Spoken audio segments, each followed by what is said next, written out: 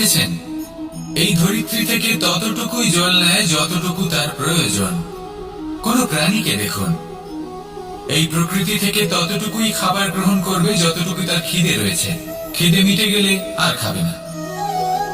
এবার মনুষ্যকে দেখুন, সে নিজের জীবনে যা কিছু পেয়েছে, বস্তু, ধন, খাবার, শক্তি, প্রয়োজনের থেকে অনেক বেশি লাভ করার চেষ্টা করে থাকে।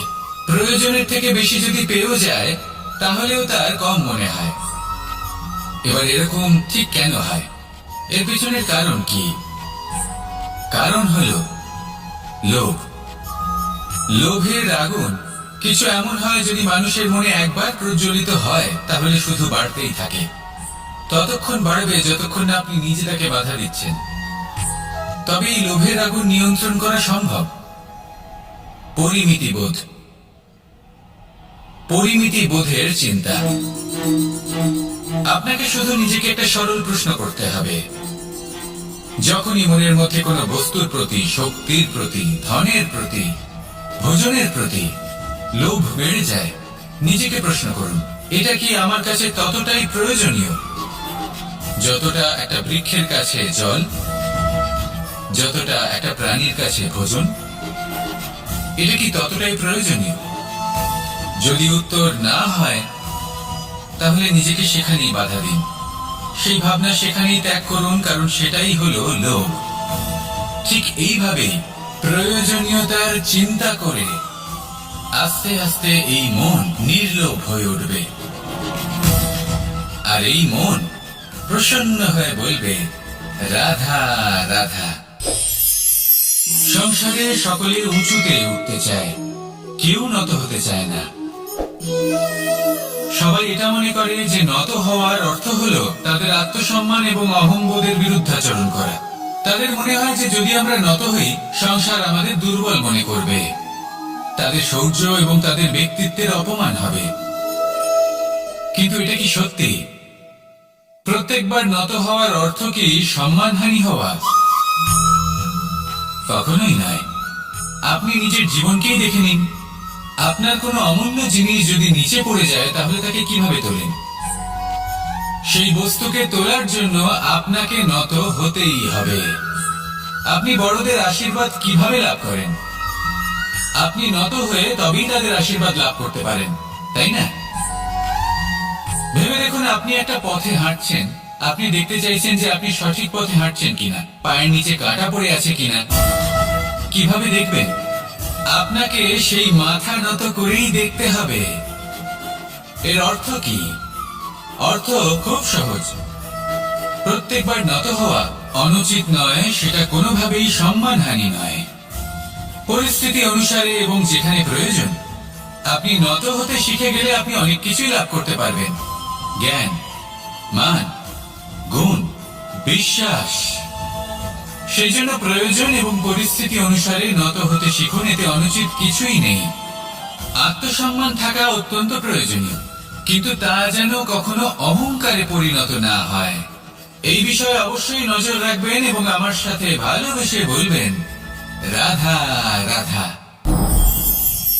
মানুষের জীবন দেখলে এতে সংকটও আসবে, বিপদও আসবে, অনেক সমস্যাও আসবে। কখনো কখনো এমন সময় আসবে যখন আমাদের আপনজনের থেকে সাহায্য চাইতে হয়। আমরা সাহায্য চাই আর তারা সাহায্য করেও দেন, আমাদের সংকট থেকে মুক্তও করে দেন। কিন্তু যখন এই সময় বদলে যায়, যখন সুখের সময় আমাদের জীবনে আসে, তখন আমাদের মনে একটা অহংবোধ জেগে ওঠে। মনে হয় উপকার আবার কি? সেই ব্যক্তি সাহায্য করেছিলেন তাতে কি? উনি তো নিজের কর্তব্য পালন করছিলেন। সেই ব্যক্তি আমাদের ধন দিয়েছিলেন যখন প্রয়োজন ছিল, তো আমরা সেই ধন তো ফিরিয়ে দিয়েছি, উপকার কিসের? এই ভাবনা অনুচিত। যদি কোনো ব্যক্তি আপনাকে সাহায্য করে থাকে যখন কেউ করেনি, যখন আপনার সব থেকে বেশি প্রয়োজন ছিল, সেই সাহায্য অমূল্য, আর সেটা উপকারী বটে। যদি কেউ উপকার করেন তাহলে বিনম্র চিত্তে ভালোবেসে আজীবন তার উপকারের প্রতি কৃতজ্ঞ থাকুন। কারণ সত্যি কথা বলতে এই সংসারে উপকার করার মতো ব্যক্তি খুব কম রয়েছেন, আর উপকারের কথা মনে রাখেন এমন কৃতজ্ঞ ব্যক্তি আরো কম। সেই জন্য জীবনে কৃতজ্ঞ থাকুন আর আমার সাথে ভালোবেসে বলুন, রাধা রাধা। জ্ঞান এবং অহংকার, এই দুইয়ের মধ্যে সম্পর্ক কোথায়? সম্পর্ক ঠিক সেরকম যেরকম হাত এবং কাঁকনের, যেমন চোখ এবং দৃষ্টির সম্পর্ক। এবার আপনি বলবেন, এ আমি কি বলছি? জ্ঞান এবং অহংকারের এমন সম্পর্ক কি করে হতে পারে? দেখুন, যে ব্যক্তি জ্ঞানী, যার কাছে জ্ঞান রয়েছে এবং তিনি জানেন যে তার কাছে জ্ঞান রয়েছে, তার মধ্যে নিজে থেকেই অহংবোধ জাগ্রত হয়। খুব কম সংখ্যক এমন জ্ঞানী ব্যক্তি আছেন যারা নিজেদের অহংকারের বিষয়ে আঁচ করতে পারেন। প্রকৃত জ্ঞানী হলেন তিনি, যিনি নিজের জ্ঞানের সদ্ব্যবহার করে অহংকারকে দূর করেন। উচিত সময় বুঝে যান, নিজের অন্তর যাচাই করে এই বিষয়টা দেখেন যে তার অন্তরে অহংবোধ জাগ্রত হচ্ছে এবং নিজেকে সেখানেই থামিয়ে দেন, যাতে অহংকারের পথে তিনি অগ্রসর না হয়ে যান। এই অহংকার কখন উচিত, কখন অনুচিত, কখন প্রয়োগ করা উচিত, উচিত নয়, কখন বাধা দেওয়া উচিত, এটা শেখা অত্যন্ত প্রয়োজনীয়। আর যদি এটা আপনি শিখতে পারেন, তাহলে আপনি একজন জ্ঞানীও হয়ে উঠবেন এবং সুখীও থাকবেন। তাই মনে রাখবেন, এই জ্ঞান নিয়ে কখনোই অহংকার করবেন না, বরং সবসময় নিজের অহংবোধের বিষয়ে প্রকৃত ধারণা রাখবেন। আসুন আমার সাথে ভালোবেসে বলুন, রাধা রাধা। আপনি অবশ্যই কোনো গাছ দেখে থাকবেন যেখানে অনেক ফল রয়েছে। সেই গাছের ডালগুলি নিজে থেকেই নত হয়ে যায়। কেন? যাতে মানুষ, প্রাণী, এরা সকলে যাতে সেই ফল খুব সহজে গ্রহণ করতে পারেন। এটাই হলো প্রকৃতির শিক্ষা, এটাই হলো প্রকৃতির নিয়ম। মানুষেরও কিছুটা এরকমই হওয়া উচিত।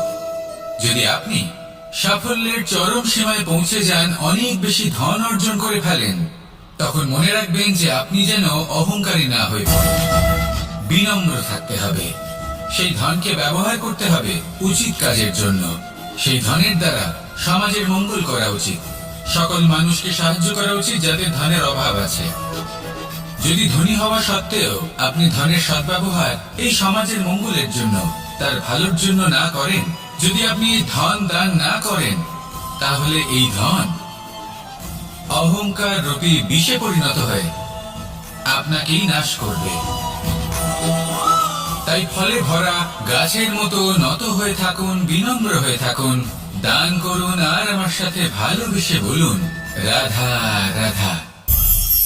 যদি আমি স্থির করি, যদি নিশ্চিত করি একটা মূর্তি গড়ে তুলব, আর কিছুক্ষণ সেই কাজটা করে আবার কিছুক্ষণ পরে বন্ধ করে দিই, আবার কিছুক্ষণের জন্য কাজটা করে আবার সেই কাজ বন্ধ করে দিই, আবার কিছুক্ষণের জন্য কাজটা করে বলি ক্লান্ত লাগছে, কিছুক্ষণের জন্য বিশ্রাম নিয়ে নিই, যদি এইভাবে আমি কাজটা করি, তাহলে কি এই কাজ উচিত সময় এবং উচিত ভাবে সম্পন্ন হবে? কখনোই নয়। শুধু তাই নয়, যে কোনো কাজ যদি পূর্ণ করতে হয়, উচিত ভাবে করতে হয়, উচিত সময়ের মধ্যে করতে হয়, তাহলে প্রয়োজন সততার এবং অখণ্ড প্রচেষ্টা। সততা ছাড়া আপনি যে কাজই করুন না কেন, উচিত সময় তা সম্পূর্ণ হবে না, আর মনোবাঞ্ছিত ফল আপনি কখনোই পাবেন না। তাই যে কাজই আরম্ভ করুন না কেন, সততার সাথে এবং অখণ্ড প্রচেষ্টার সাথে করুন। তখনই কর্ম এবং তখনই এই জীবন সফল হবে এবং এই মন প্রসন্ন হয়ে বলবে, রাধা রাধা। বিন্দু বিন্দু জলেই সাগর নির্মাণ হয়। এবার এই কথা আমরা সকলে জানি। আপনি কি এই কথাটা জানেন যে ছোট ছোট সুখের দ্বারাই বড় সুখ লাভ করা যায়? একজন বাবাকে দেখুন, সন্তানের জন্ম থেকে তার যুবক হওয়া পর্যন্ত তার সাথে ছোট ছোট সুখ যাপন করেন। এই ছোট ছোট সুখগুলি তাদের প্রেমের সম্পর্কে গভীরতা নিয়ে আসে এবং প্রেমের এই গভীরতা তাদের জীবনে বড় সুখ নিয়ে আসে। এটা ঠিক সেই রকম যেরকম বিশাল এক সমুদ্রে, গভীর এক সমুদ্রে অমূল্য রত্ন খুঁজে পাওয়া যায়। এটাও ঠিক সেই রকমই। সেই জন্য জীবনে বড় বড় সুখের খোঁজ করতে গিয়ে সময় নষ্ট করবেন না। এই যে ছোট ছোট সুখ আছে, এগুলোকে যাপন করা শুরু করুন, এগুলোর আনন্দ লাভ করুন, এগুলো নিয়ে উৎসব পালন করুন। প্রেমের গভীরতা বুঝুন আর এই গভীর প্রেমে মন নিমজ্জিত করুন। তারপরে দেখুন এই মন আর এই জীবন সুপ্রসন্ন হয়ে বলবে, রাধা রাধা। কথায় আছে, অন্ধকারে প্রদীপ প্রজ্বলিত করলে চতুর্দিক আলোকিত হয়। কিন্তু যদি এই প্রদীপ আমি সূর্যের আলোর সম্মুখে সকাল বেলায় প্রজ্বলিত করে রেখে দিই, তাহলে কি হবে? আপনি বলবেন যে এটা করে তো কোনো লাভই হলো না। সূর্যের প্রকাশের সামনে এই প্রদীপ আসলে কিছুই নয়। এবার এই চিন্তা ভাবনা প্রত্যেক দিন করতে হবে, আর একটা অমূল্য শিক্ষা পেতে হবে। মনে করুন যে আপনি মহাপুরুষের সামনে বসে আছেন, কোন মহাজ্ঞানীর সামনে। তাহলে সেই ব্যক্তির সামনে নিজের জ্ঞানের প্রদীপ প্রজ্বলিত করবেন না, নীরব থাকুন আর সেই ব্যক্তির সূর্যের প্রকাশের মতো জ্ঞান প্রাপ্ত করুন। যতটা পারবেন জ্ঞান লাভ করুন। যদি এমন কোন সময় এমন কোন স্থানে আপনি আছেন যেখানে চতুর্দিক অন্ধকার, কারোর কাছেই জ্ঞান নেই, সেখানে নিজের জ্ঞানের প্রদীপ প্রজ্বলিত করুন। এমন করলে দুদিক থেকেই আপনার লাভ হবে। আপনার জ্ঞান প্রাপ্তিও হবে আর জ্ঞানের সঠিক প্রয়োগও করতে পারবেন। আর এই মন প্রসন্ন হয়ে বলবে, রাধা রাধা।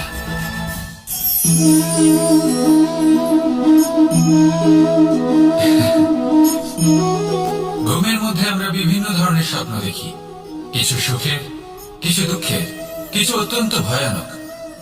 কিন্তু সত্যি কথা বলতে এর উপর আমাদের কোনো নিয়ন্ত্রণ নেই। কিন্তু আমি এমনও কিছু ব্যক্তিকে দেখেছি যারা খোলা চোখে স্বপ্ন দেখেন এবং তা যাপন করেন। নিজেদের একটা আলাদা স্বপ্ন নগরী আছে ওনাদের, সেখানেই জীবন যাপন করেন। আসল বাস্তবটা কি তাতে ওনাদের কিছুই যায় আসে না। এমন কিছু মানুষ আছেন যাদের কাছে বিন্দু মাত্র জ্ঞান নেই, সে না হয় ঠিক আছে, কিন্তু জ্ঞান এমন ভাবে প্রদান করবেন যে মনে হবে সংসারের সমস্ত জ্ঞান তাদের কাছেই রয়েছে। এমন কিছু মানুষ আছেন যারা ভালোবাসতে জানেন না, আর তাও আমি মেনে নিলাম, কিন্তু কথা এমন ভাবে বলবেন তাতে মনে হবে যেন প্রেমের বিষয় সবকিছু শুধুমাত্র ইনিই জানেন। এবার আমি এমন কথা অবশ্যই বলছি না যে আপনি এরকম করেন, কিন্তু যদি কোনো ব্যক্তি এরকম করেন তাহলে তার এটা মাথায় রাখা উচিত যে সেই ব্যক্তি অন্য কারোর সাথে নয়, নিজের সাথে অনুচিত করছেন।